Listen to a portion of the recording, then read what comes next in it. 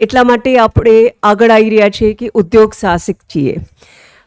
આંત્રપ્રિનરશિપ એટલે ઉદ્યોગ સાહસિકતા એટલે ખાલી મેન્યુફેક્ચરિંગ નહીં. એગ્રીકલ્ચર કૃષિમાં પણ દર સ્ટેજે સર્વિસીસ જોડાયેલા છે. મેન્યુફેક્ચરિંગ ફૂડ પ્રોસેસિંગ વગેરે બધું જોડાયેલું છે.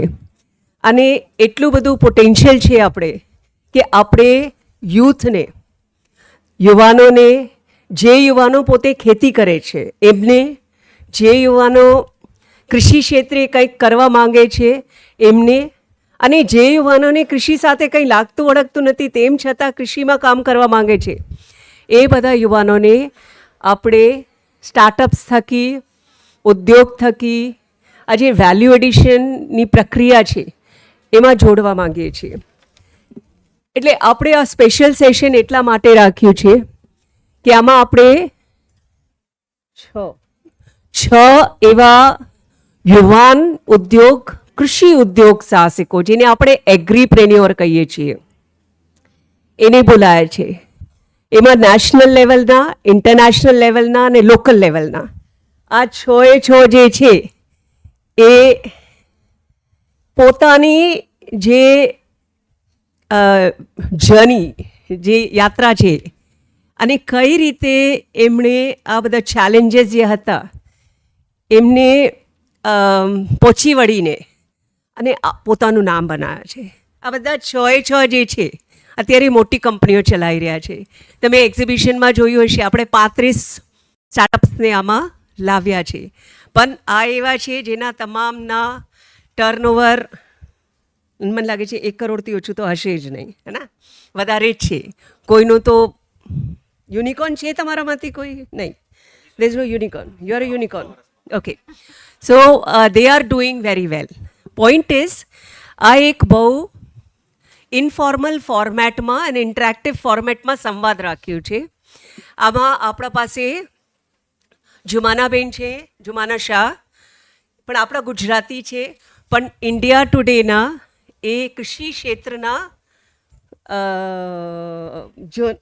પત્રકાર છે. અને એ આપણા કૃષિ ક્ષેત્રનું બહુ સારું એમને અભ્યાસ છે. એ આમનાથી પ્રશ્નો કરશે. તમારે પણ કાપલી આપવામાં આવી છે.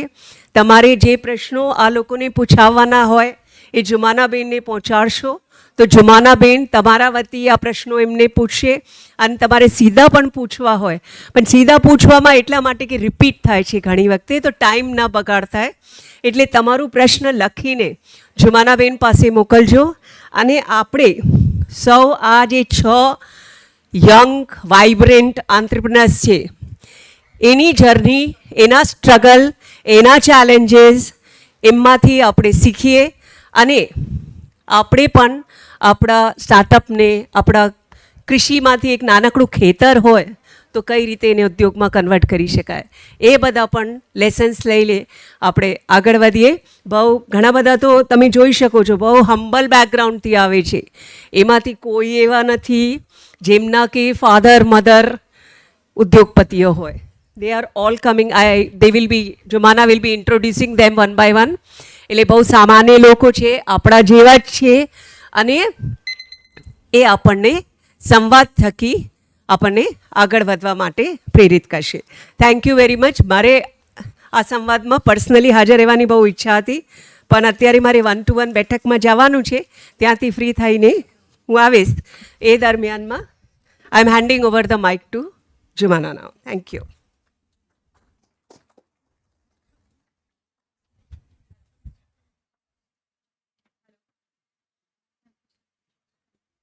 Hello. Yeah. Okay. It's working. All right. Audio. Yeah. Is it working? Yeah. Okay. All right. Very good afternoon, everyone. ખૂબ ખૂબ આભાર આપ સબ અહીંયા આવ્યા છો. હું હિન્દીમાં વધારે વાત કરીશ કારણ કે આપણી સાથે કમસે કમ 3 પેનલિસ્ટ મને ખ્યાલ છે ત્યાં સુધી એ લોકો ગુજરાતી નહીં સમજે એટલે હિન્દી હું પ્રિફર કરીશ એમના માટે પ્રિફર કરીશ અને ક્યારેક ક્યારેક ઇંગ્લિશમાં બી સ્વિચ થઈશ but will try if you can answer in Hindi that would be ideal because I have train my questions in English okay મેડમે જે વાત કરી ઓફકોર્સ યુ નો કૃષિનું તો મહત્ત્વ જેટલું આપણે કહીએ ઓછું જ છે કંઈ એવું તો છે જ નથી કે આપણે બહુ વધારે વાત કરી લીધી કૃષિની અને ચેલેન્જીસ છે એ ઘટતી નથી વધતી જાય છે ક્લાઇમેટ ચેન્જ છે સસ્ટેનેબિલિટી છે લોકોને સાથે ચાલીને કૃષિ કરવી અને જેમ જેમ પોપ્યુલેશન વધતું જાય છે એમ કૃષિની ચેલેન્જીસ વધારે ને વધારે વધતી જાય છે અને લેન્ડ યુઝ ઉપર કે જમીન માટે ઇન્ફ્રાસ્ટ્રક્ચર ડેવલપમેન્ટના જે પ્રેશર્સ આવે છે જેના કારણે કે ખેડૂતોને પોતાની જમીન વેચી દેવી પડતી હોય છે અને તે છતાં પણ આપણે ઉત્પાદન કેવી રીતે વધારી શકીએ આ બધી ચેલેન્જીસ ચાલ્યા જ કરે છે એ સમયે એક બહુ જ મોટી સોલ્યુશન જે આવ્યું છે આપણા પાસે એ છે ટેકનોલોજી અને ટેકનોલોજીના કારણે ઘણી એવી વસ્તુઓ છે જે પહેલાં સંભવ નથી અને અમુક બજેટમાં તો સાવ જ સંભવ નથી હવે સંભવ છે એ સંભવિત કરી રહ્યા છે આપણા અહીંયા જે ઓન્ટરપ્રનર્સ બેઠા છે એગ્રીપ્રોન્યર્સ જેને આપણે કહીએ છીએ ને જે સેશન આપણે એ પ્રમાણે જ કર્યું છે અહીંયા બધાની અલગ અલગ સ્ટોરીઝ છે એમના બધાના અલગ અલગ એકદમ જ ડાયવર્સ કાર્યક્ષેત્ર છે કોઈક એક સોલાર એનર્જીમાં કામ કરે છે કોઈક ફાર્મ ટુ માર્કેટમાં કામ કરે છે હું જેમ જેમ એમને પ્રશ્ન પૂછીશ એમ એમ એ લોકો પોતે પોતાનું इंट्रोडक्शन પણ આપશે आप सब जैसे जैसे मैं आपको सवाल पूछती जाऊँ आप एक ब्रीफ अपने बारे में अपनी कंपनी के बारे में भी बताते जाइए है ना सो એ લોકો પોતાનું ઇન્ટ્રોડક્શન પણ આપશે અને પછી જે પ્રશ્ન છે એમનો જવાબ આપશે सो आई विल बिगिन विथ देहात देहात सबसे बड़ा सवाल तो ये है कि आपका जो काम है आप जो एक्सप्लेन करेंगे लेकिन मेरा सवाल ये बनता है कि आपने आप जो भी कर रहे हैं from beginning to end it's basically your biggest competitor is the government आप किसान को हेल्प कर रहे हैं कि कैसे क्या कहाँ बोना taking his produce to the market ये सारे काम सरकार और सरकार की अलग अलग एजेंसीज APMCs कहीं ना कहीं करती ही है तो आपने कैसे एक गैप देखा और ये गैप को आपने कैसे एक सक्सेसफुल बिजनेस मॉडल में कन्वर्ट किया इसके बारे में आप बात कीजिए प्लीज़ श्योर आप सभी को मेरा नमस्कार मेरा नाम शशांक है और एक जैसा कहा गया आपको अपनी ऑर्गेनाइजेशन के बारे में अगर मैं बताऊं तो हमारी ऑर्गेनाइजेशन का नाम देहात है हम सब समझते हैं देहात मतलब गांव जिसकी शुरुआत हम लोगों ने 2011-2012 में की थी और ये बीज से लेकर के और बाज़ार तक ये सारी चीज़ें एक छत के नीचे लाने का काम हम लोग करते हैं या उसकी कोशिश कर रहे हैं हमारा जो ध्येय है हमारा जो लक्ष्य है वो ये है कि किसानों को कैसे एक छत के नीचे चाहे वो जिस भी फसल की खेती कर रहे हों कैसे टेक्नोलॉजी के माध्यम से उनको एक छत के नीचे सारी चीज़ें मिल सके चाहे वो एग्रीकल्चरल इनपुट हो एडवाइजरी है फाइनेंसिंग हो इंश्योरेंस है और सबसे इम्पॉर्टेंट बाज़ार हम सभी समझते हैं कि भारत में छोटे और मध्यम वर्ग के किसान ज़्यादा हैं तो एक इंडिविजुअल किसान के पास बहुत ज़्यादा बार्गेनिंग पावर नहीं होती और उनके पास जो नॉलेज है वो लाखों करोड़ों किसानों तक पहुंच भी नहीं पाते तो हम लोग बस हमने एक टेक्नोलॉजी के माध्यम से हम लोगों ने एक अपनी सप्लाई चेन बनाने की कोशिश करी मैं खुद एक किसान परिवार से आता हूँ और वहीं से इस चीज़ की शुरुआत हुई थी हम लोग ये काम कैसे करते हैं तो आप ये समझें कि गाँव या पंचायत स्तर पर हम लोग देहात केंद्र या देहात सेंटर्स सेटअप करते हैं और उन्हीं सेंटर्स के माध्यम से जो आसपास के किसान होते हैं उनको इनपुट एडवाइजरी आउटपुट ये सारी चीज़ें उसके वहाँ के फसल पद्धति या क्रॉपिंग पैटर्न के आधार पर उनको मिलती है आज के समय में लगभग 12 राज्यों में हमारा काम है ये जो देहात केंद्र या देहात सेंटर मैंने बताए तो कुछ लगभग 13,500 ऐसे केंद्र या ऐसे सेंटर्स हमारे चलते हैं इन सेंटर्स के माध्यम से हम लगभग कुछ 36 लाख किसानों के साथ काम कर रहे हैं और जिनको हर तरह के इनपुट देते हैं उनको एडवाइजरी देते हैं और जो भी फसल वो कर रहे हैं उनसे ले करके उसको प्रोसेस करके पैक करके डोमेस्टिक और एक्सपोर्ट मार्केट में सेल करते हैं आपके लिए समझना आसान होगा आप गुजरात के किसान या उनसे संबंधित लोग हैं तो हम लोग हर महीने लगभग 400 कंटेनर केला यहाँ से एक्सपोर्ट करते हैं भारत से अन्य देशों में लगभग 1000 कंटेनर अंगूर हम लोग एक्सपोर्ट करते हैं। लगभग 10 से 12 लाख टन मक्का या गेहूं, ये सारी चीज़ें किसानों से खरीद करके भारत के अलग अलग शहरों तक पहुंचाने का काम करते हैं। तो ये एक छोटा सा परिचय है। आपके ज़माना के क्वेश्चंस पे मैं आऊँ तो, एंड थैंक यू ये क्वेश्चन पूछने के लिए, क्योंकि जब हम लोगों ने काम चालू किया था तो सभी लोग हमसे यही पूछते थे कि आपकी क्या ज़रूरत है, सरकार तो ये पहले से ही कर रही है, तो आपकी क्या ज़रूरत है। आई थिंक 12 साल में हम लोग जहाँ तक पहुँचे हैं, और एक नहीं दो नहीं, अगर 11-12 राज्यों तक, या 100-200 नहीं, लगभग 13,000 सेंटर तक एक साल में हम लोग आज के समय में लगभग 4,000 करोड़ का काम करते हैं। तो ये अपने आप में ही उत्तर है कि हमारी क्या ज़रूरत है। लेकिन आपके प्रश्न का उत्तर ये है कि सरकार का काम एक इकोसिस्टम बनाना है, जिससे कि किसान या कोऑपरेटिव या फार्मर प्रोड्यूसर ऑर्गेनाइजेशन और कोई भी सरकारी या गैर सरकारी संस्था या एंटरप्राइज आकर के अच्छे तरीके से कोलैबोरेट कर सके। सरकार का काम कभी भी कॉमर्स में आना शायद नहीं है, ना ही सरकार कभी ऐसा चाहती। और ये सारी चीज़ें केवल एक ही मकसद के लिए कि कैसे एग्रीकल्चर सप्लाई चेन या फूड चेन और एफिशिएंट हो और पारदर्शी बने, और कैसे ज़्यादा से ज़्यादा लाभ या मुनाफा किसानों तक पहुंचाई जा सके। और पिछले 10-12 सालों में जिस हिसाब से हर राज्य और केंद्र सरकार का फोकस खेती की तरफ बढ़ा है, नई नई पॉलिसी नीतियां आई हैं ताकि एक तरीके से मिडिल मैन कम हो, किसानों का मार्केट से डायरेक्ट जुड़ना हो, सारी जो गवर्नमेंट की स्कीम्स हैं वो किसानों तक सही तरीके से पहुँचे। तो द वे हाउ आई सी, जब हम लोग जिस तरीके से देखते हैं कि हम लोग सरकार या जो सरकार की नीतियां हैं वो हमारे लिए कंपटीशन के लिए नहीं है, वो रादर को एक पूरक है, कॉम्प्लीमेंट्री है, ताकि वो सरकार जिस भी तरह की रिसर्च कर रही है, जितने भी ICAR या एग्रीकल्चर इंस्टीट्यूशन हैं वो जो रिसर्च कर रहे हैं, उनके रिसर्च को हम कैसे मोबाइल या टेक्नोलॉजी के माध्यम से अपने लाखों मेंबर फार्मर्स तक पहुंचाते हैं। तो वो एक तरीके से पूरक का काम है। तो एंड यही रीज़न है कि कहीं ना कहीं पिछले कुछ सालों में देहात के माध्यम से हम लोग जो काम कर रहे हैं उसमें कहीं ना कहीं सहयोग ही मिला है। चाहे वो एक्सपोर्ट का मार्केट हो, चाहे वो फार्मर्स तक टेक्नोलॉजी लेकर के जाना हो, चाहे वो फार्मर्स को हॉर्टिकल्चर या नए क्रॉप की तरफ शिफ्ट कराना हो। लेकिन हाँ, मतलब जो बात हम लोग हमेशा कहते हैं, अपने आप को मैं दोहराना ही चाहूँगा कि अभी ये बस शुरुआत ही है हम लोगों के लिए। जैसे आप लोगों को बताऊँ, गुजरात में अभी तक हम लोग काम बहुत ही छोटे स्तर पर करते हैं, और मेरे को उम्मीद है कि शायद आप सभी लोगों के सहयोग से बहुत जल्दी हम लोग गुजरात में भी बड़े पैमाने पर काम कर पाएं। शशांक, आप यहाँ पे है, वही एक बड़ी बात है कि सरकार ये देख रही है कि आपकी पोटेंशियल काफ़ी है आप जो कर रहे हैं उसमें।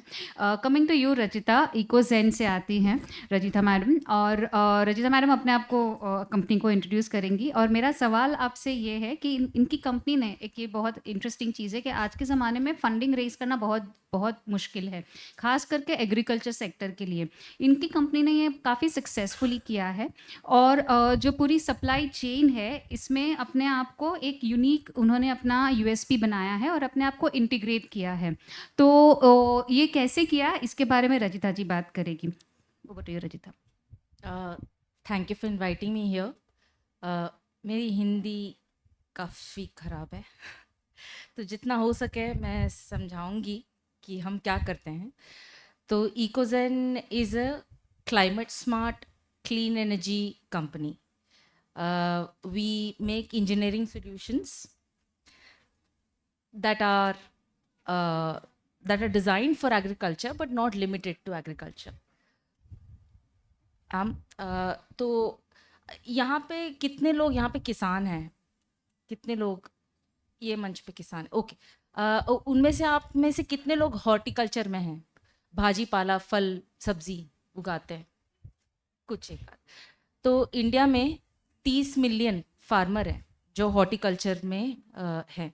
अभी गुजरात, नॉर्थ गुजरात का देखा जाए तो काफ़ी लोग यहाँ पे आलू उगाते हैं और गोभी, पत्ता गोभी, फूल गोभी, ये सब उगाते हैं। जो हमारी कंपनी है, हमारी सॉल्यूशंस में एक बहुत ही महत्वपूर्ण सॉल्यूशन ये है जिससे हमारी कंपनी शुरू हुई थी, वो है कोल्ड स्टोरेज। बट साधारण कोल्ड स्टोरेज नहीं, सारे आलू उगाने वाले सारे आलू के फार्मर जानते हैं कोल्ड स्टोरेज क्या होती है।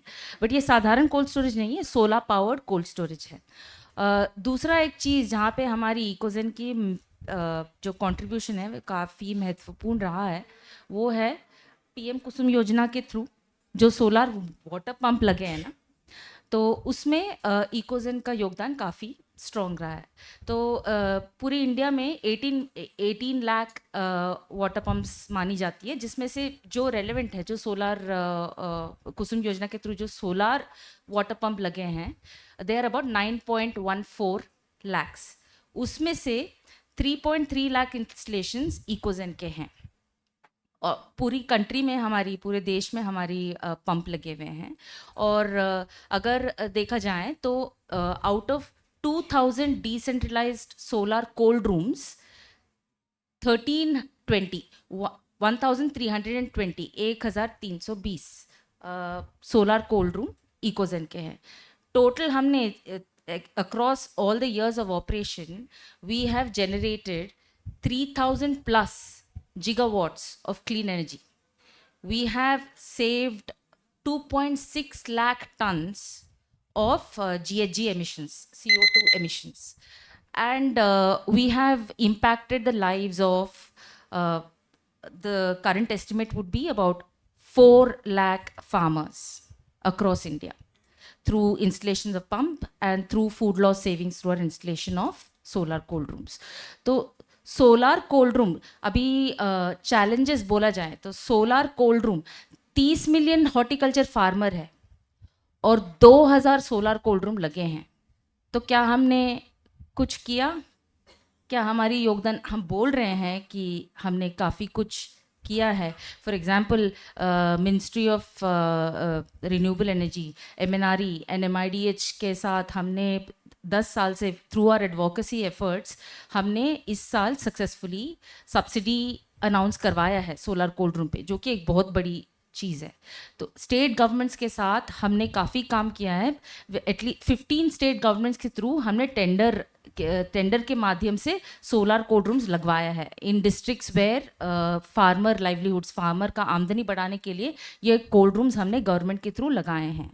पर जब 30 मिलियन फार्मर हैं तो 2000 से हमने बोला जाए तो क्या उखाड़ा? हमने सच बोले तो उतना इम्पैक्ट नहीं किया है जितना हम चाहते हैं। तो यही आंकड़े में चैलेंज छुपा है, और चैलेंज में घुसो तो काफ़ी सारी चीज़ें हैं, बट आई विल, आप लोगों को सोचने के लिए मैं ये एक आंकड़ा छोड़ दे रही हूँ।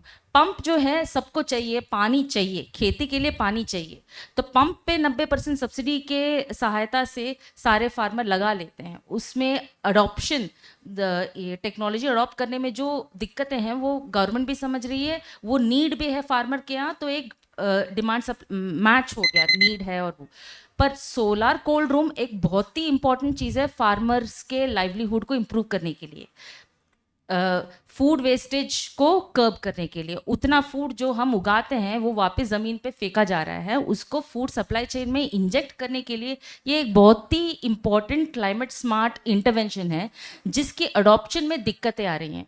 सो all the challenges are hidden and trying to answer this question. तो Rajita, next round of questions में मैं आपको सवाल पूछूंगी, लेकिन ये इंटरेस्टिंग चीज़ ये है कि दोनों हमारे स्पीकर्स जो अभी शशांक और रचिता दोनों ने कहा कि ये तो अभी शुरुआत है, और रजिता ने तो काफ़ी अच्छे आंकड़े भी दिए कि हमने इतना सब कर लिया लेकिन कितना किया, which is also nothing.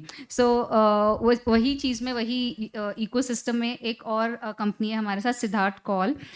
He represents Alcom partners. तो उनकी पूरी कंपनी का पूरा नाम है Alcom carbon markets and biofuels, is Singapore based company. Siddharth, आप अपने आप को प्लीज़ इंट्रोड्यूस करेंगे? If I made a mistake please correct me as well. या Okay, thank you. And I will ask you the question once you introduce yourself. Of course.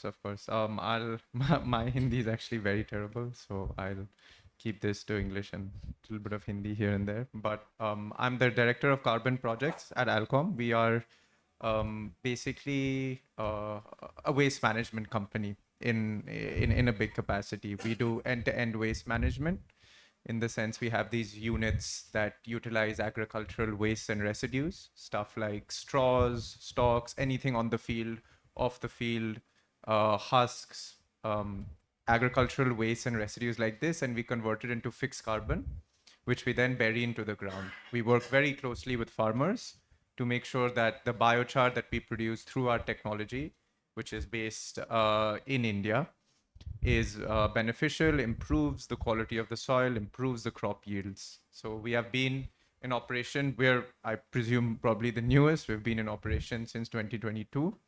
We actually started in the Philippines and now have very recently expanded into India. In Philippines, we work very closely with rice farmers. We help them utilize their wastes and residues. We convert it into this biochar. We mix that into biofertilizer and then we apply it. And it helps them tremendously, but it also saves the environment because we basically, through this process, bury carbon in the ground. And my key responsibility at Alcom is to make sure that for all the activities that we are doing, we are generating carbon credits and also marketing and selling these carbon credits to international buyers. सो संक्षेप में biofuel में और carbon credits में आप काफ़ी विस्तार में काम करते हैं. So my question to you Siddharth is that you provide the activities that you do of course provides multiple community benefits, but for agripreneurs, what are the most significant practical and financial hurdles in scaling similar sustainable farm level innovations from a pilot to commercial operations? So ये जो आप कर रहे हैं इसको scalability और commercially sustainable बनने काम करने के लिए challenges क्या आपको देखनी पड़ती है? In a crisp answer please. So we have learned a lot since 2022, but the key thing is that for you to be sustainable, obviously you need to have a path to scalability, and to have a path to scalability, you need to at least start small, but have a way to incrementally increase. And I think the biggest challenge is to find a way to start small and then create a business proposal on a micro scale and then slowly but surely make your way to the macro scale.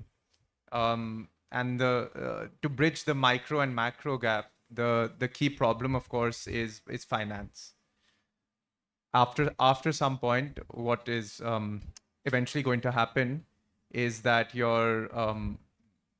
will need a lot of money essentially to scale up, and that's where we need support from local and provincial governments, like we have done in the Philippines and we're looking to do in India.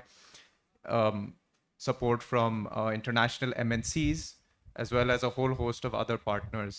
And the key problem here and the key issue and the key challenge that you have to tackle is to convince them that they're essentially your business model is something that can scale up from 10 to 100 to 1 million, and that you're there every step of the way, and you can use their help, and with their help you will reach that path. So Siddharth again एक संक्षेप में बताऊं तो of course finance raise करना ही सबसे बड़ी challenge है, and यही चैलेंज के लिए वो लोकल सरकार के साथ, स्टेट गवर्नमेंट के साथ और कंट्री की गवर्नमेंट के साथ, in our case because Bharat काफ़ी बड़ा देश है तो स्टेट गवर्नमेंट्स के साथ ये टाइप करेंगे, इनके साथ ये लूप इन करते हैं और इनके साथ मिलके ये अपने एक्सपेंशन करना चाहते हैं ताकि ये किसान तक पहुंच पाए. Am I right? If not, yes, largely speaking, yes. Okay. हमारे नेक्स्ट स्पीकर है, मेरे बाजू में ही बैठे हैं, देवांग ओझा. ये रिप्रेजेंट करते हैं एक जापानीज़ टेक्नोलॉजी को, और इनकी बहुत इंटरेस्टिंग स्टोरी है कि ये जापानीज़ टेक्नोलॉजी यहाँ पे लाए कैसे. इनका फाइनेंस में बैकग्राउंड है और इनकी कंपनी बहुत अच्छा काम करती है जो ये खुद ही इंट्रोड्यूस करेंगे, और उसके बाद मैं आपको सवाल पूछती हूँ. Devang, please go ahead. Thank you very much. ગુજરાતીમાં બોલું? ઓકે. મારું નામ દેવાંગ ઓઝા છે. પહેલાં અમારી કંપની શું કરે છે અને શું સોલ્યુશન્સ આપે છે એની પહેલાં હું તમને બેકગ્રાઉન્ડ આપું કે કેવી રીતે ચાલુ થયું આ. જાપાનની કંપની એક આ જે છે એમ સ્ક્વેર લાબો, અમારી કંપનીનું નામ છે M square Labo Bharat private limited. આ જાપાનમાં કંપની છે ઓરિજિનલ એમ સ્ક્વેર લાબો, અને it's a Suzuki back company. એ લોકોને જ્યારે ઇન્ડિયા આવું હતું તો I was a business consultant for cross border expansion. તો I was helping companies from across the world કે ઇન્ડિયામાં જેને આવવું એને હેલ્પ કરું હું. તો આ જ્યારે કંપની મારી પાસે આવી એગ્રીકલ્ચર માટે કે અમને ઇન્ડિયામાં એગ્રીકલ્ચર સોલ્યુશન્સ લાવવા છે, ત્યારે હું ફર્સ્ટ ટાઈમ એગ્રીકલ્ચર ગ્રાઉન્ડમાં ઉતરો. ત્યાં સુધી મને કાંઈ ખબર નહોતી. 1 વર્ષ પહેલાં મને એગ્રીકલ્ચરનું કાંઈ નોલેજ નહોતું. અને પછી હું જ્યારે નીચે ઉતરો ત્યારે મને ખબર પડી કે આ ચેલેન્જીસ શું છે, આપણા ઇન્ડિયામાં ચેલેન્જીસ કેટલા છે અને કઈ કઈ વસ્તુમાં છે. બધું જોયું પછી હું જ્યારે જાપાન ગયો ત્યારે મેં જોયું આ બધી ચેલેન્જીસના સોલ્યુશન ત્યાં છે. તો મારે ખાલી એટલું જ કરવાનું છે કે મારે ત્યાંથી અહીંયા લાવવાનું છે.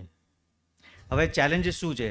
સોઇલ હેલ્થ, બરાબર, પછી market accessibility, labour problem, climate change. તો આ બધી જ વસ્તુના સોલ્યુશન્સ ત્યાં અવેલેબલ છે. એનું એક્ઝામ્પલ આપું છું. સોઇલ હેલ્થ માટે સોઇલ રિજ્યુમિનેશન ટેકનિક છે જે ત્યાં પ્રૂવન ટ્રેક રેકોર્ડ છે જાપાનમાં, જે એ લોકો સોઇલ નેચરલ વેથી રિજ્યુમિનેટ કરે છે, જેનાથી તમારું production, yield, quality of product, nutritional value, BRICS level બધું વધે છે. તો એ અહીંયા આગળ અપ્લાય કરવાનું ચાલુ કરીએ છીએ.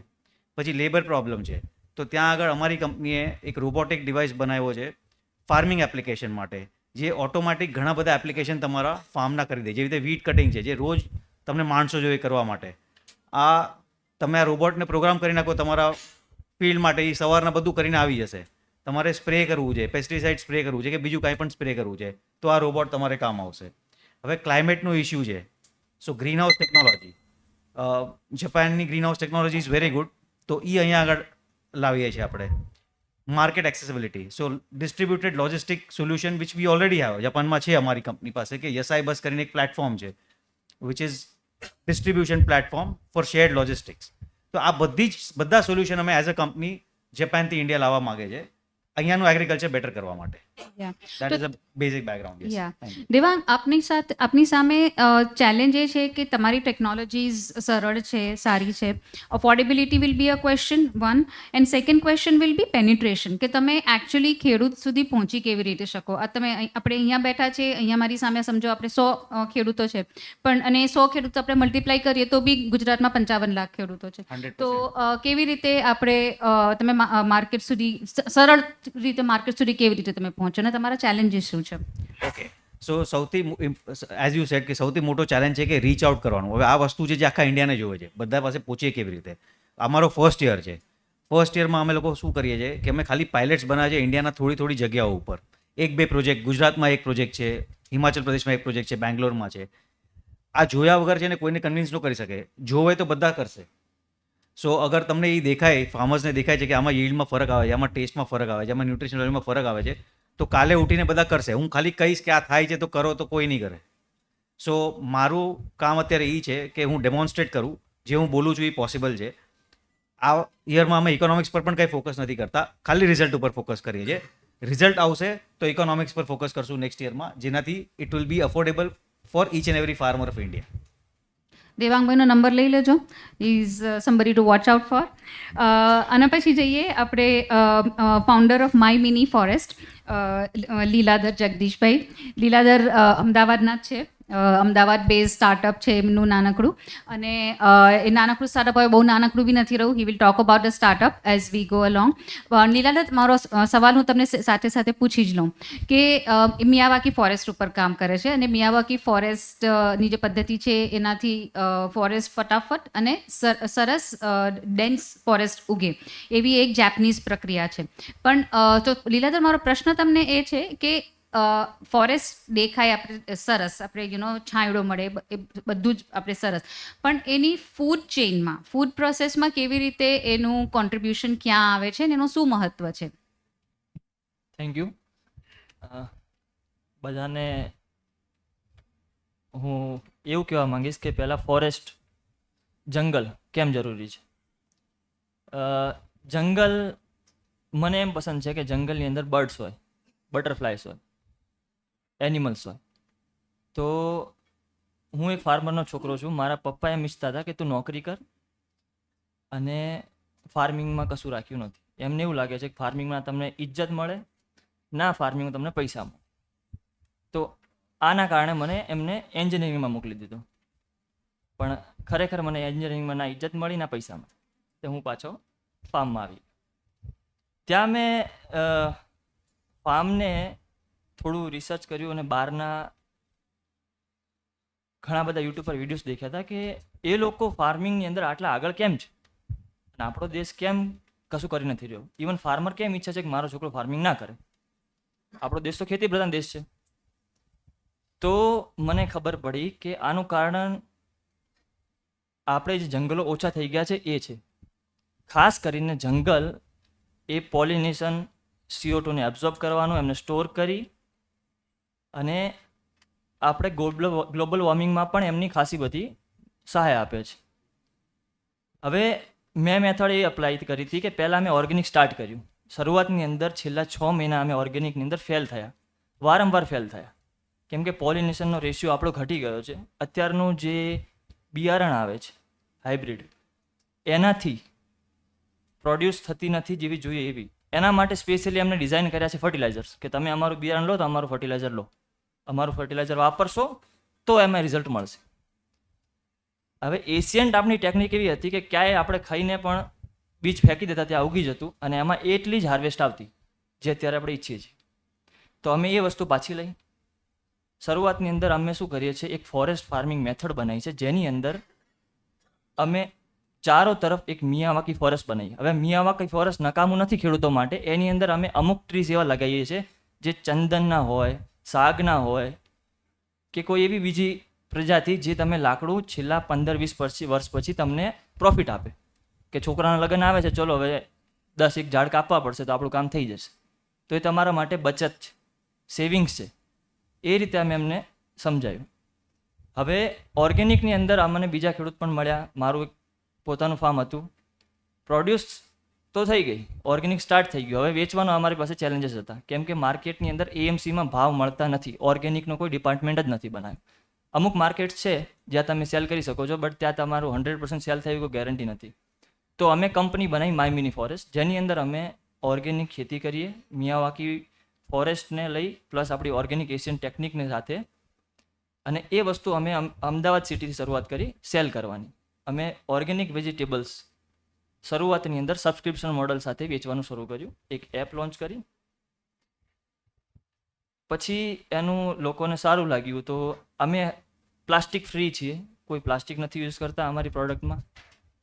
પેકેજિંગમાં વુડન બાસ્કેટ અમે યુઝ કર્યા છે. અત્યારે અમદાવાદના તમામ સેલિબ્રિટી કહીએ કે મોસ્ટ ઓફ બિઝનેસમેન્સ અમારા કસ્ટમર છે. 300થી વધારે કસ્ટમરને હું સર્વ કરું છું. અમે ખેડૂતો પાસેથી હાર્વેસ્ટ વીકમાં એકવાર લઈએ છીએ અને અમદાવાદની અંદર એક જ વાર ડિલિવરી કરીએ છીએ.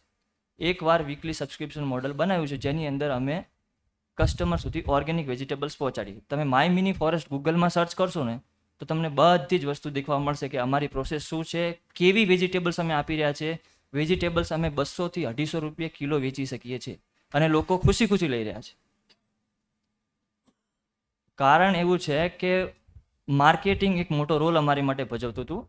તો અમારી સાથે સહયોગી બન્યા સંદીપ મહેશ્વરી સર, એ બહુ મોટા ઇન્ફ્લુએન્સર છે જે અમારે માર્કેટિંગમાં બહુ સારી રીતે સપોર્ટ કરે છે, પ્લસ અમારી કંપનીમાં પણ એમનો સહયોગ ઘણો છે. અને મિયાવાકી મેથડ એ લોકોને બહુ રાસ આવી તો અમે ફાર્મ ટૂર પણ સ્ટાર્ટ કર્યા. એ પણ એક અર્નિંગ પોઈન્ટ બની ગયો અમારા માટે. વેજીટેબલ્સ પર ડિલિવરી થવા લાગ્યા. પછી એક વસ્તુ અમને ખબર પડી કે ફાર્મમાં મારા પપ્પા કેમ ઈચ્છતા નહોતા કે હું ખેડૂત બનું. એનું કારણ હતું અવેરનેસ. મને એવું લાગે છે કે આપણા ઇન્ડિયન એગ્રીકલ્ચરમાં ખાલી ટેકનોલોજી ચેલેન્જીસ નથી, અવેરનેસ એક મોટો ચેલેન્જ છે. લોકો અવેર જ નથી કે ફાર્મિંગ પણ આપણા માટે કરિયર હોઈ શકે, ફાર્મિંગથી પણ આપણે પૈસા કમાઈને આપણી જરૂરત પૂરી કરી શકશું. એના પછી અમે શરૂઆત કરી સ્કૂલ ફાર્મિંગની. મેં એક બુક લખી છે સ્પેશિયલી ફોર કિડ્સ, જે 1લા ધોરણથી 7મા ધોરણના છોકરાઓ સુધી અમે એક પૂરેપૂરો કોર્સ બનાવ્યો છે. અમદાવાદની અંદર અમે અપોલો સ્કૂલ પ્લસ સ્કૂલની અંદરથી શરૂઆત કરી છે. 2 જગ્યાએ અમે નાના એવા ફાર્મ બનાવ્યા છે. છોકરાઓને અમે ટ્રેનિંગ આપીએ છીએ કે કલ્ટિવેશનથી લઈને હાર્વેસ્ટ સુધીની તમામ પ્રેક્ટિસીસ એ જાતે કરે છે, તાકી એ અવેર થાય. પ્લસ જ્યારે હાર્વેસ્ટ થઈ જાય એના પછી અમે એક ફાર્મર્સ માર્કેટ બનાવીએ છીએ.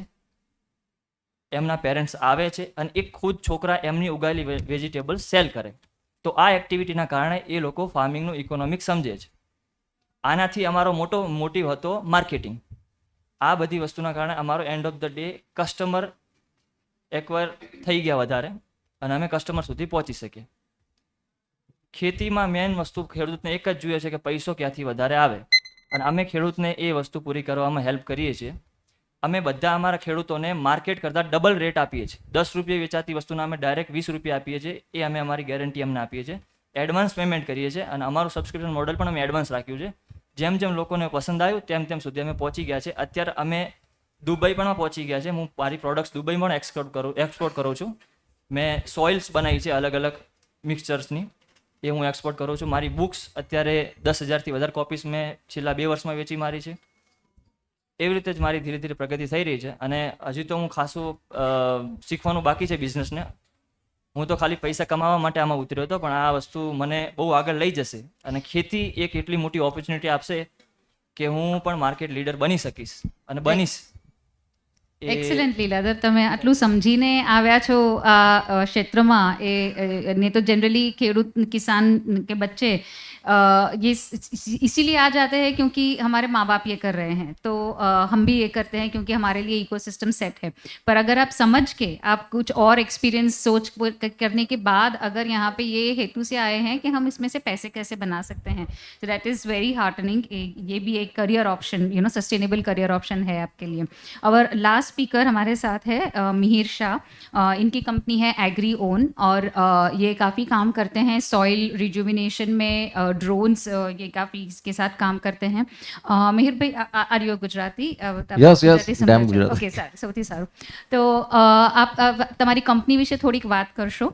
અને મારો પ્રશ્ન તમને એ છે કે ડ્રોન્સ ખાસ તો સરકારની બી બહુ સ્કીમ્સ છે, ડ્રોન દીદી અને બીજી ટેકનોલોજીના એડોપ્શન માટે સ્કીમ્સ છે. આનું એકચ્યુઅલી ઇમ્પ્લિમેન્ટેશન અને એડેપ્ટેશન એકચ્યુઅલ ગ્રાઉન્ડ પર કેવી રીતે થાય છે, નથી થતું, અને જો નથી થતું તો એની ચેલેન્જીસ શું છે? Yeah. So, thank you, Jumana. Good evening all. મારું નામ મિહિર શાહ છે અને હું એગ્રીઓન કંપનીનો ફાઉન્ડર છું. સો પ્રથમ આઈ થિંક જુમાનાનો ક્વેશ્ચન શું આન્સર કરું એ પહેલાં હું થોડો ક્વિક મારો બેકગ્રાઉન્ડ આપી દઉં. સો હું આ ઇન્ડસ્ટ્રીમાં એગ્રીટેકમાં છેલ્લા 19 વર્ષથી છું. 21 વર્ષની એજથી મેં મારું કેરિયર સ્ટાર્ટ કર્યું હતું. Okay, farmer to farmer visit કરીને plot to plot, field to field consultancy આપતો હતો. એના પછી હું 8 વર્ષ પૂના હતો અને પછી એક થયું કે કોર્પોરેટ બહુ કરી લીધી જોબ અને okay input business, output business. Okay, so sure. So 8 साल मैंने पुणे रहा मैं और देन आई रियलाइज, मुझे लगा कि बहुत हो गया यार इनपुट आउटपुट ये सब. But I think the what are the biggest challenge farmers के लिए, सबसे बड़ा चैलेंज क्या है? क्योंकि अच्छा सीड दे दिया मैंने. ओके, सो मेरा बैकग्राउंड है, मैंने सीड प्रोडक्शन में काम किया. तो अच्छा सीड देने से नो वन कैन गारंटी कि ये यील्ड अच्छा ही आएगा. बिकॉज एक फॉरकास्ट हम यानी लगा सकते हैं कि भाई यील्ड पोटेंशियल ये है, बट कोई गारंटी नहीं ले सकता. सो सबसे बड़ा चैलेंज क्या है? Package of practices. सो जो जर्नी है सीड सोइंग टू हार्वेस्ट, ये जो जर्नी है वही प्ले करता है. ओके, और there are the lot of, यानी कितने प्रॉब्लम्स है आई थिंक जो फार्मिंग बैकग्राउंड से उनको पता है. बट सीड सोइंग से लेके आप समझ लीजिए कि सॉइल हेल्थ हो गया. फर्स्ट सॉइल हेल्थ से चालू होता है, फर्टिगेशंस हो गया, ओके, धूप हो गया, बारिश हो गया, विंड हो गया. सो बहुत सारे फैक्टर्स है जो पैकेज ऑफ प्रैक्टिसेस को इम्पैक्ट करते हैं और इसके कारण पूरा यानी क्वांटिटी एंड क्वालिटी दोनों इम्पैक्ट होते हैं. सो मेरा फोकस था कि यार ये अब 16-17 साल ये सब कर लिया, let me focus on move back to the okay home town. मुझे जाना है अहमदाबाद, गांधीनगर, गुजरात, और यहाँ पे मुझे काम करना है पैकेज ऑफ प्रैक्टिसेस सर्विसेज पे. तो अभी सबसे बड़ा चैलेंज हो रहा है कि यंग जनरेशन, जैसे अभी बोला लीलाधर ने कि भाई फादर बोल रहे हैं कि बेटा तू खेती मत कर. ओके, और यंग जनरेशन को भी ये कि मुझे खेती नहीं करना है, I have to move to the, यानी मुझे इंडस्ट्री में जाना है, मुझे कॉर्पोरेट जॉब करना है, मुझे गवर्नमेंट जॉब करना है. बट खेती क्यों नहीं करना है? बिकॉज प्रॉफिटेबिलिटी नहीं दिख रही है. तो जो ROI देखते हैं अगेन वर्सेस दूसरे इंडस्ट्रीज, दूसरे बिजनेसेस, तो नहीं मिल रहा है. और नहीं क्यों मिल रहा है? सो वही है कि हम जो काम कर रहे हैं उसमें हम टेक्नोलॉजी यानी प्रॉपर मेथड से काम नहीं कर रहे हैं. जो हो रहा है ट्रेडिशनल मेथड से काम हो रहा है.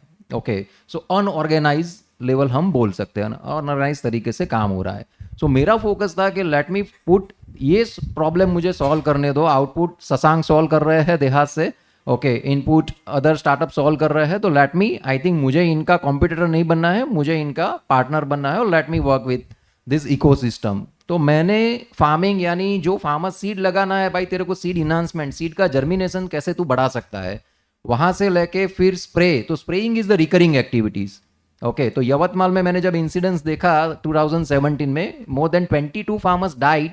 वो स्प्रेइंग कर रहे थे तब, यानी कॉटन क्रॉप में स्प्रे कर रहे थे और वो टाइम पे 22 फार्मर्स का डेथ हो गया, बहुत यानी केओस हुआ था, महाराष्ट्र सरकार ने बहुत सारी पेस्टिसाइड्स कंपनी बैन की थी, but that was the short term solutions, not a long term solutions. तो लॉन्ग टर्म सॉल्यूशंस क्या है कि जो पैकेज ऑफ प्रैक्टिस हो रहा है, फार्मर्स नैपसेक से स्प्रे कर रहा है, ओके 2 फीट दूरी से, और वो इनहेल कर रहा है, तो उसको हम कैसे अवॉइड करें। तो उसके लिए सिंपल सॉल्यूशन था, मैंने सोचा कि यार सेफ्टी किट ला देते हैं। I went to the BASF, Bayer, okay, but farmers are very reluctant, भाई मुझे नहीं पहनना है ये सब, मैं क्या करके करूँगा, और मेरा लेबर काम कर रहा है, उसके लिए मुझे खर्चा ही नहीं करना है। फ्री में देते थे तो भी, यानी मैंने इफ़को किसान से बात किया, CSR एक्टिविटीज़ में मैंने चालू किया, बट डिडंट वर्क।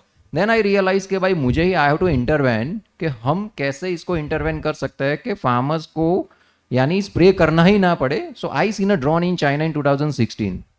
ओके, अभी देखिए स्वदेशी और इस पे हम बात कर रहे हैं, but we need to understand, learn the technologies. Okay, दूसरे से सीखने में कोई बुराई नहीं है। तो 2016 में मैंने ड्रोन देखा था चाइना में। ओके, मेरा था कि यहाँ पे हम कैसे स्टार्ट कर सकते हैं। ओके, और 2021 में I thanks to the Modi government, यानी उन्होंने ड्रोन को इतना पुश किया है कि हमको, यानी वी वेर थिंकिंग जब मैंने चालू किया कि ये 60-70 की स्पीड से या 30 की स्पीड से चलेगा, but we gone with the 90 speed. So यहाँ पे हमको जो सपोर्ट मिला गवर्नमेंट से कि जो भी ग्रांट है, सब्सिडीज़ है, अवेयरनेस है, तो गुजरात में हमने ड्रोन स्प्रे सर्विसेज से स्टार्ट किया फार्मर को पे पर यूज़ मॉडल। तो हमारा सिंपल बिजनेस मॉडल है कि जो भी स्मॉल होल्डर फार्मर्स है, they do not need to buy any high value mechanisations और द टेक्नोलॉजीज, उनको खरीदना नहीं है, क्योंकि भाई आपके लिए अफोर्डेबल ही नहीं है। यानी 3 एकड़ वाले फार्मर के लिए ट्रैक्टर भी अफोर्डेबल नहीं है। ओके, जब BOB से मैंने बात किया, उन्होंने बोला कि सर 60% डिफॉल्ट हो रहा है 60,000 की सब्सिडी के चक्कर में। ओके, तो वो अफोर्डेबल नहीं है। तो क्या करना है, पे पर यूज मॉडल, यानी पर आवर पर एकड़। हम फार्मर को बोलते हैं कि तेरे को बस सर्विस चाहिए, वी विल प्रोवाइड, और आप बस उतना ही पैसा दे दो। और उसमें भी we encourage the Gujarat government कि ड्रोन स्प्रे जो फार्मर लेता है, यानी ड्रोन खरीदने पे तो सब्सिडी पूरे स्टेट्स देते हैं, ड्रोन स्प्रे सर्विसेज जो फार्मर लेता है उसको 90% सब्सिडी गुजरात सरकार दे रहा है। और वो गो गेटर अप्रोच हमने रखा सरकार के पास। हम 5 बार गए, 6 बार गए, 10 बार गए। ओके, और thanks to Anju Sharma madam and the Raghavi साहब के उन्होंने इमीडिएटली ये डिसीजन। सो वी प्राउड के आई थिंक हमको सपोर्ट मिल रहा है इकोसिस्टम से। So government is not our competitor, जैसे आपका पहला क्वेश्चन था, government is enabling us. Okay, government awareness create करता है, just they are creating the path for us, और हमको वो पाथ को आगे बढ़ाना है। सो ये वे से हमने काम चालू किया, और राइट नाउ गुजरात में मोर देन 25,000 फार्मर्स को हम सर्विसेज दे चुके हैं। ओके, और मोर देन 4,000 सॉइल टेस्ट हम कर चुके हैं। So we started the soil test on a farm, यानी जो भी आपको लैब में नहीं भेजना है सैंपल, विद इन 30 मिनट्स हमारी टीम आएगी, हमारा एंटरप्रेन्योर आएगा, और वो आपको सर्विसेज देगा। सो द एंटरप्रेन्योर, अभी हमने क्या किया कि ये तो सब हमने काम चालू किया, but we now pivoted to the Ola Uber model. तो हमने खुद जाके कितने लोगों को सर्विस देंगे, यानी गुजरात में 5,700 ड्रोन का पोटेंशियल है नेक्स्ट 5 ईयर्स में। तो 5,700 drone I can't on. Okay, so हमने we created the micro entrepreneurs. Right now 102 micro entrepreneurs काम कर रहे हैं, और now we are generating leads, we are giving them the business training, finance support. We tied up with the SBI, BOB, और right now वो बंदा monthly 60,000 से 80,000 रुपया अर्न कर रहा है net profit. Okay, and the farmers को on time within half an hour और विद इन 2 आवर्स जो भी सर्विसेज चाहिए वो अवेल हो रही है। So that's how we created the farm technology centre at the taluka rural level, and currently 1 or 2 entrepreneurs काम कर रहे हैं, और more than 25,000 farmers are getting benefited. If you have any questions, I would like to. Will come to the questions later, हम बाद में आएंगे questions के लिए। एक अनाउंसमेंट है कि ट्रांसलेटर फैसिलिटीज़ अवेलेबल है, अगर किसी को चाहिए, अगर हम गुजराती में बात करें, किसी को हिंदी में ट्रांसलेशन चाहिए, तो you can reach out to वहाँ पे, yeah so they will help you with that. किसी को चाहिए तो वो आपको वो वहाँ पे हेल्प कर देंगे। ટ્રાન્સલેટર ફેસિલિટી અવેલેબલ છે, કોઈને પણ ટ્રાન્સલેશન માટે ફેસિલિટી જોઈએ તો એમને કહેજો, એ તમને મદદ કરી દેશે. Okay, Shashank, I believe you will need to leave. So yeah, I will have a quick question for you. Do you have time for a quick question, or do you need to leave? Okay. So can you highlight some key policy interventions that have, one, helped, and two, you would like to see, which would really help what you're doing right now? तो I think list तो बहुत लंबी हो सकती है। जैसा हम लोग समझते हैं कि हमारे देश में कृषि जो है वो एक स्टेट सब्जेक्ट है, राइट? तो पॉलिसी भी स्टेट के हिसाब से वेरी करती है। लेकिन अगर कुछ एक कॉमन नीतियों की बात करूं तो मेरा अपना मानना है कि जो क्रॉप क्लस्टर वाली जो पॉलिसी है, जो एक वन डिस्ट्रिक्ट वन क्रॉप है, वो अपने आप में एक अच्छी पॉलिसी है। क्योंकि अगर क्रॉप का क्लस्टर बनता है तो उस क्रॉप से संबंधित जितने भी स्टेक होल्डर्स हैं वो धीरे धीरे उसके हिसाब से अलाइन होने लग जाते हैं। जो एग्रीकल्चर से एक्सपोर्ट को प्रमोट करने के लिए जो पॉलिसीज़ हैं, चाहे वो प्री हार्वेस्ट में किसानों के लिए हो या पोस्ट हार्वेस्ट में इंफ्रास्ट्रक्चर, जो AIF एग्री इंफ्रा फंड या इंफ्रा फंड जैसी जो स्कीम्स हैं, इन सब चीज़ों का एडवांटेज या बेनिफिट सभी लोगों को मिला है। आई थिंक गोइंग फॉरवर्ड कुछ बातें यहाँ हो भी रही हैं, राइट? जो क्लाइमेट चेंज या इन सब चीज़ों के से संबंधित किसानों को जो भी नई जो चीज़ें हैं या जो नई चीज़ें या खेती की नई पद्धति को जो अडॉप्ट करना है, उसके लिए कुछ नीतियों की ज़रूरत है। चाहे वो बायोचार के इस्तेमाल से संबंधित हो या किसी भी तरह के, या फिर सोलर से संबंधित हो, या फिर जैसा मेहर भाई ने बताया कि ड्रोन के स्प्रे को भी सब्सिडाइज किया जा रहा है। तो ये अपने आप में एक बहुत अच्छी शुरुआत है, राइट? और गुजरात एज ए राज्य हमेशा ही भारत के अन्य राज्यों से हमेशा आगे रहा है। बहुत सारी चीज़ें भारत के अन्य राज्यों ने सीखी हैं इस राज्य से। तो इस तरह के जो स्कीम्स हैं वो आने वाले समय में देश के हर राज्य के लिए रेलिवेंट। मतलब संक्षेप में बोलूँ तो जो क्लाइमेट चेंज से संबंधित जो भी किसानों को अडॉप्शन करना है, चाहे वो अच्छी सीड की वैरायटी हो या अच्छे क्रॉप से रिलेटेड पैकेज ऑफ प्रैक्टिसेस हो या बायोचार के इस्तेमाल से रिलेटेड हो, बायोलॉजिकल से रिलेटेड हो, उन सब चीज़ों के लिए थोड़ी नीतियों की ज़रूरत है। और लाख कोशिशों के बावजूद भी आज भी देखा जाए तो जो फाइनेंशियल सर्विसेज है, यानी कि एक्सेस टू क्रेडिट और एक्सेस टू इंश्योरेंस, आज भी बहुत ही अंडर पेनिट्रेटेड है। मैं अगर नेशनल लेवल पे बात करूं तो, राइट, आज भी देखा जाए तो महज 13 से 14% किसान ही हैं जिनके पास एक्सेस टू क्रेडिट है स्ट्रक्चर्ड चैनल से, राइट? आज भी भारत के बहुत सारे हिस्सों में 3 से 5% महीने पे लोग किसानों को ब्याज उठाना पड़ता है, ब्याज पे पैसा उठाना पड़ता है। सिमिलरली इंश्योरेंस की बात करें, राइट, तो वो इन सब जगहों पे थोड़ी सी नीतियों में सुधार की ज़रूरत है या फिर एक सिंक्रोनाइजेशन की ज़रूरत है, राइट? इंश्योरेंस अपने आप में एक बड़ा मुद्दा है जो कहीं ना कहीं केंद्र और राज्य सरकार के बीच में फंस के उलझ के रहता है। और नतीजा ये है कि किसानों के पास आज भी फसल बीमा या सही एग्री इंश्योरेंस जो प्रोडक्ट्स हैं आज भी नहीं है। और जैसे जैसे क्लाइमेट चेंज की वजह से एक्सट्रीम वेदर इवेंट्स, जिसको हम कहते हैं कि बहुत ज़्यादा बारिश हो जाना या बहुत ज़्यादा धूप हो जाना या बिन मौसम बारिश हो जाना, इसकी वजह से इंश्योरेंस और भी ज़्यादा महत्वपूर्ण बन गया है। करेक्ट है। और लास्टली ये है कि अगेन वो, अगर मैं एक एग्री एंटरप्रेन्योर के रूप में बोलूँ कि आज भी जो लाइसेंसिंग या जो रजिस्ट्रेशन की जो रिक्वायरमेंट है वो बहुत ही डिसेंट्रलाइज्ड है। आप समझें कि अगर किसी भी एग्री एंटरप्रेन्योर को एग्री इनपुट सेल करना है तो हर जिले पे जा करके उनको लाइसेंस लेना पड़ता है। अगर उन्हें कुछ आउटपुट खरीदना है तो हर डिस्ट्रिक्ट लेवल पे लाइसेंस है। तो आप सोचें कि अगर ये अपने आप में एक स्केलेबिलिटी में बहुत बड़ा बाधक है, जिसको कहीं ना कहीं एक सिंगल विंडो सिस्टम के थ्रू या एक सेंट्रलाइज सिस्टम के थ्रू सॉल्व किया जा सकता है। आई थिंक इसीलिए वाइब्रेंट गुजरात रीजनल कॉन्फ्रेंसेस भी होती है, ताकि ये जो मुद्दे हैं, जो एक तालुका लेवल के जो मुद्दे हैं जो लोगों को पीड़ित करते हैं, उसके बारे में भी बात की जाए। So I do hope that the mediums which are taking their suggestions will take it positively. If you need to leave, that's perfectly fine. नहीं, थैंक यू। एंड मैं माफ़ी चाहूँगा, मुझे बीच में निकलना पड़ रहा है, ऐसे बिल्कुल अच्छा नहीं लगता। लेकिन चूंकि आप में से इतने सारे लोग यहाँ किसान हैं और मेरी हम लोग देहात को आपके राज्य में लाने के लिए काफ़ी अग्रसर हैं, काफ़ी उत्सुक हैं। मैं जो आयोजक हैं उनसे आप सभी लोगों का नंबर लूँगा और मैं या हमारी टीम आप सभी से बहुत जल्दी संपर्क करेगी ताकि हम लोग कैसे जुड़ करके और काम कर सकें। बहुत बहुत धन्यवाद और नमस्ते सभी लोगों को। Thank you. Okay, I will pass the same question to everybody on the panel कि अगर आप कोई पॉलिसी इंटरवेंशन या स्कीम के बारे में, sorry, Q&A and sum up. Sum up. Please.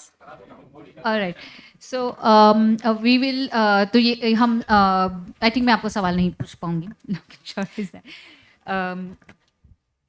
So, it has been truly insightful session. અહીંયા આગળ ઉપસ્થિત દરેક હા સ્ટાર્ટઅપના ઉપસ્થિત જેટલા પણ યંગ એન્થુઝિયાસ્ટ છે બધા માટે એકવાર તાળીઓ થઈ જાય.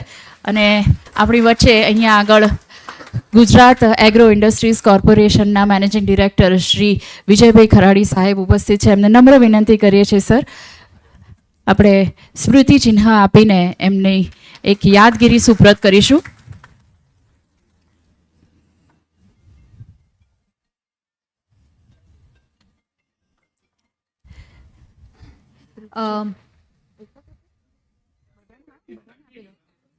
ये कॉन्वर्जेशन हम यहाँ पे समाप्त करते हैं और आपके सवाल है तो आप मुझे भेज सकते हैं. एक सवाल यहाँ पे आया है जो मैं माफ़ी चाहूँगी लेकिन मैं पढ़ नहीं पा रही हूँ, कार्बन क्रेडिट के बारे में है. और ये है सवाल है सिद्धार्थ जी के लिए जी, जिसने लिखा है हाँ आपने तो કાર્બન ક્રેડિટ કેવી રીતે જનરેટ થાય અને કૃષિ ક્ષેત્રે તેનો ઉપયોગ કેવી રીતે થઈ શકે? या Siddharth that's for you. Carbon credit कैसे जनरेट होता है और कृषि के लिए कैसे इसका इस्तेमाल हो सकता है, उपयोग हो सकता है? So, actually, in the global carbon market space, there are a lot of ways to generate carbon credits. The agricultural side has, I would say, at least 5 to 10 interventions. The most common, of course, is your agroforestry intervention, planting essentially crops with trees. You've also got regenerative agriculture. There are a lot of interventions that include AWD, alternate wetting and drying, direct seeding, no-tilling agriculture, along with using essentially organic fertilizers. What we do also is, in a way, an agricultural-based intervention. We essentially take agricultural biomass, we convert it to carbon, convert it to biofertilizer, and apply it into the ground. And of course, your final solutions also include stuff like cover cropping and ensuring that the soil organic carbon increases. So on the whole, there are a lot of ways to generate carbon credits. The main challenge, of course, is to get international certification. That is where a lot of people face a lot of challenges. The issue is that even if you do the right activity, it's not necessary that you get the carbon credits. You have to design these projects keeping in mind all the activities you do to generate carbon credits. Unfortunately, it's not the other way around. So when you are trying to engage into something like this, designing your project, designing your agricultural based interventions is the most important step. And unfortunately, this is something that comes to people after they've already done it. So this is basically a big risk, but fortunately, there are a lot of companies out there that can help you design these interventions that will speak to you and will tell you that if you do this XYZ, you will be able to generate credits. And they also, like us, have facilities where we can also market and sell the credits on your behalf. There are numerous platforms globally where you can do it, both at the government level as well as at the private level. So this would basically be a quick summary. Thank you so much. There is a next question coming for Siddharth. How your tech can benefit to farmer? It is a farm-based tech or the centralized unit? And young generations are usually going away from the agri, and how technology and agripreneurship can bring them back in agri? So I think I would be a good example of someone that's relatively young generation is coming back into the agricultural space. To answer the first question, we have centralized units, but that doesn't mean that we can't cooperate with farmers. We aggregate biomass, we collaborate with a lot of partners like Shashank at Dehat, who also work very closely with farmers. We aggregate all their waste, we put it into our centralized units, we produce biochar, and then we apply it back into the farm. So this is essentially a very circular model where and the good thing is that the amount of agricultural waste that's generated per field is actually less than the amount of biochar that we apply. So we can continuously keep applying biochar into your field based off of the amount of waste you generate. It's never going to be enough. It's never going to be too much because unfortunately the soils in India lack a lot of soil organic carbon, which we are replenishing. The second point, of course, is that to get the younger generation into it, you need to make, you obviously need to have a lot of tech solutions, but you also need to have a broader purpose of why you're doing it. And I think the reason that brings a lot of young people in is the climate resilience angle. The younger generation has unfortunately seen a disproportionate share of environmental disasters growing up as compared to the previous generations.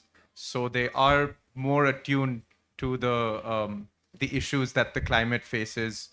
I think it's evident now that we've already passed, unfortunately, 1.5 degrees, and now we're on the way to 2 degrees by 2 degrees, at least by the end of by 2050, if not by the end of this century.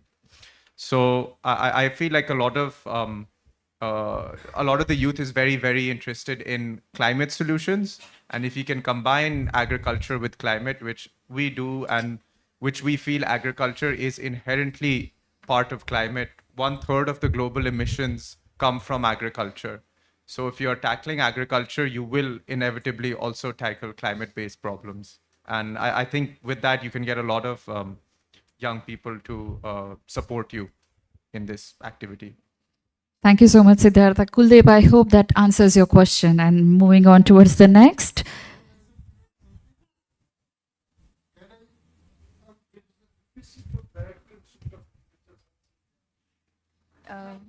Mic, cordless mic.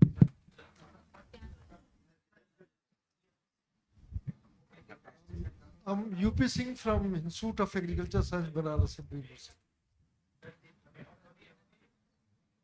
Just I will supplement इनके जवाब का थोड़ा सा हम supplement कर दें. Eastern UP में हम लोग कार्बन क्रेडिट और बायोचार इसकी बात जो कर रहे हैं, तो एक सिंपल तरीका, अब कल हम बात कर रहे थे, रास्ते में आ रहे थे, तो गुजरात में भी कुछ राइस शीट सिस्टम है और नोटिल सिस्टम में यदि जाएं, रेजिडू को रखें, तो शायद इससे हमारे किसान काफ़ी अच्छा हो रहे हैं और अच्छा परिणाम आ रहे हैं, जिसको और भी प्रदेश इसको ले सकता है. और बहुत सारी मशीन है, जैसे नेशनल एग्रो पंजाब की और उस तरह की कंपनियां हैं, जो इसको यदि आप उससे करें तो लागत भी कम हो रही है और साथ साथ क्या कहते हैं कि कार्बन का और ग्रीन हाउस गैस का एमिशंस हो रहा है, जो सॉयल हेल्थ की बात कर रहे हैं, जो ऑर्गेनिक फार्मिंग, नेचुरल फार्मिंग. तो दैट में we adder another solution to the farmers, because we observe sometimes that if any input is trading, something like that, that farmers willingly not accept. That is my observation experience with the working with the 20 years working with the farmers with this time. Thank you, sir. Thank you so much. Moving on towards the next question, which is from Nipun. Agriculture related startup India છે, તો તેમાં કેવી રીતે આગળ વધવું? How to go ahead for agriculture startup? Nothing. Okay, Mehir Bhai and Leeladhar, would you like to take that answer? Mehir Bhai, maybe you can go ahead. Yeah. કોનો question છે? નિપુણ. સો ધ નાઇસ આન્સર. સો જો કાંઈ પણ નવો initiative લઈએ છીએ, okay, કાંઈક यूनिक वेमा છે, कुछ यूनिक वे में है, तो उसको स्टार्टअप बोलते हैं. बट देखिए, इंडिया में स्टार्टअप तो बहुत अभी बहुत फैसिलिटीज़ है, सपोर्ट्स है.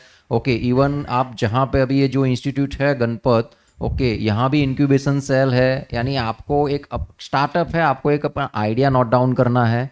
आइडिया नोट डाउन करके आपको मेंटर के पास, यानी नज़दीक के कोई भी आपका यूनिवर्सिटीज़ है, ओके कॉलेजेस है, वहाँ पे आप कनेक्ट करिए, वहाँ पे इंक्यूबेशन सेंटर्स है, यानी आपको अर्ली कोई मेंटर नहीं मिलता बाहर कि कोई रिलेटिव फ्रेंड्स, ओके तो आप इंस्टीट्यूट्स ऑर्गेनाइजेशन को कनेक्ट कर सकते हैं, वहाँ पे इंक्यूबेशन सेल है, आपका आइडिया वैलिडेट करवाइए, ओके तो उसमें भी आपको आइडिया मिलेगा, यानी आप समझ लीजिए कि आप कुछ मिनरल वाटर का कुछ काम करना चाहते हो बट अभी उसमें आया कि भाई नहीं आप अल्कलाइन पे जाइए या ये, तो आपको एक थोड़ा मेंटरशिप मिलेगा इनिशियल, आपका आइडिया को कैसे आप पिवट कर सकते हैं थोड़ा अच्छी तरीके से, और देन इंक्यूबेशन सपोर्ट है तो वो आपको इंक्यूबेट करते हैं, आपको इंफ्रा गवर्नमेंट ग्रांट है, यानी सेंट्रल गवर्नमेंट ग्रांट है, स्टेट गवर्नमेंट ग्रांट है, ओके आपको आइडिया, आपको बिजनेस का एक प्रेजेंटेशन तैयार करना है तो वो पूरा मेंटरशिप, यानी और रजिस्ट्रेशन कंपनी का जो भी है नॉर्मल तो स्टार्टअप इंडिया पे जाके भी आप कर सकते हैं, और नॉर्मल कंपनी का LLP पार्टनरशिप या फिर प्राइवेट लिमिटेड रजिस्ट्रेशन आपको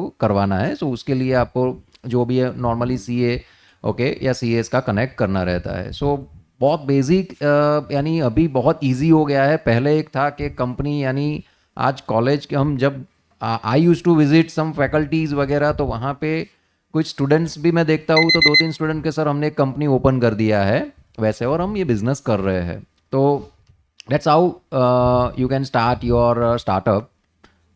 आई hope I would able to answer your question. Thank you. या रचिता कुछ ऐड करना चाह रही है इसमें, you can take that mic over there, इनके साथ है। हाँ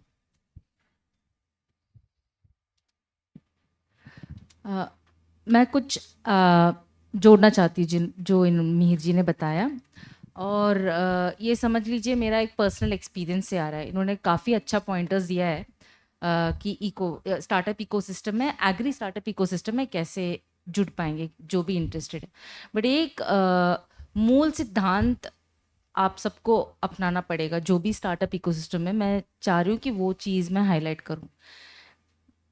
जो आपको लग रहा है ना कि सॉल्यूशन है, जिस कम्युनिटी में आपको लग रहा है कि आपके पास एक आइडिया है या एक सॉल्यूशन है, उस कम्युनिटी के अंदर जाके बैठ जाइए।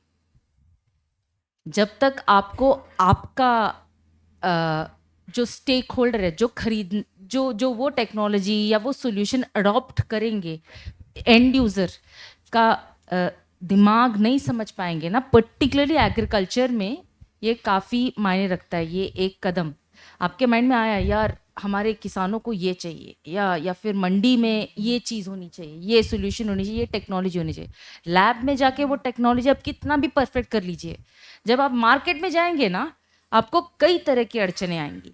तो लैब में बैठने से पहले वो लैब आप वो मार्केट में जो कम्युनिटी को आप हेल्प करना चाहते हैं, ये फार्म इकोसिस्टम है, वहाँ जाके बैठ जाइए।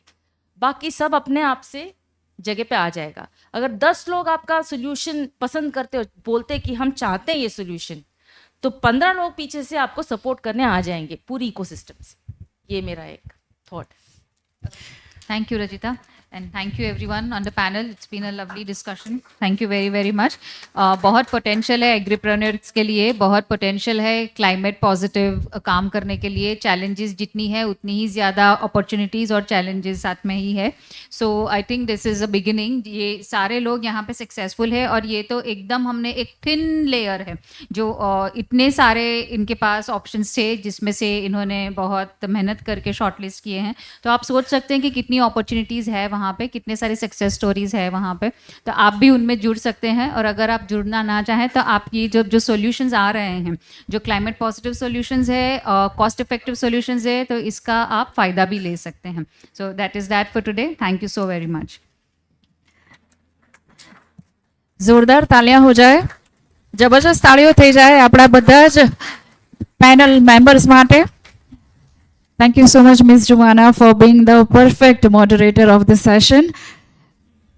આપણે એવું કહેવાય ને કે ખેતીથી લઈને વેચાણ સુધીમાં જેટલા અલગ અલગ તબક્કા હોય, દરેક તબક્કે ઘણી બધી અડચણ આવતી હોય, ઘણી બધી તકલીફો આવતી હોય. દરેક તકલીફ કે અડચણને ફેસ કરીને એને કેવી રીતે આપણે એને પાર આવી શકીએ, અને એ સાથે જ કે નવી નવી ઘણી ટેકનોલોજીસ અવેલેબલ છે માર્કેટમાં, ઘણી સબસિડરીઝ મળી રહી છે ખેતી પ્રધાન ઉત્પાદનો માટે, પણ જેની અવેરનેસ નથી હોતી તેવા પ્રોગ્રામ્સમાં તમે એનરોલ કરાવી શકો છો, એવી ગેધરિંગ્સમાં તમે પાર્ટિસિપેટ કરી શકો છો, જેમણે આ બધાએ તમારી સાથે શેર કર્યું કે how you can overcome all the hurdles.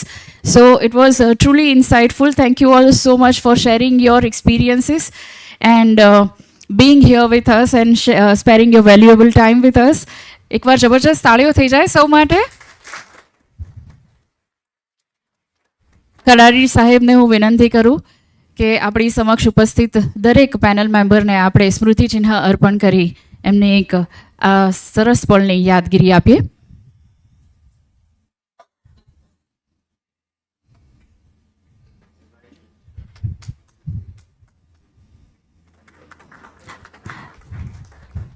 તાળીઓનો વિવેક રાખીએ, જોરદાર તાળીઓ થતી રહેવી જોઈએ, કારણ કે જ્યારે આપણે આ સ્પીકર્સને સાંભળીએ છીએ ત્યારે એવું નથી લાગતું કે કોઈ બહારનો વ્યક્તિ આપણી સાથે વાત કરી રહ્યું છે, પણ એવું લાગે કે આપણામાંથી જ કોઈક એક છે કે જેણે અચીવ કરી ચૂક્યા છે, એમનું સપનું એમણે ક્યાંક પૂરું કરી લીધું છે અને એ સપનું પૂરું કરવાના રસ્તે ક્યાં તો એ આગળ વધી રહ્યા છે અને એમાંથી આપણને જે પ્રોત્સાહન મળી રહ્યું છે, માર્ગદર્શન મળી રહ્યું છે, અને એવા લોકો જે અહીંયા આગળ ઉપસ્થિત થયા છે એમના માનમાં જોરદાર તાળીઓ થઈ જાય.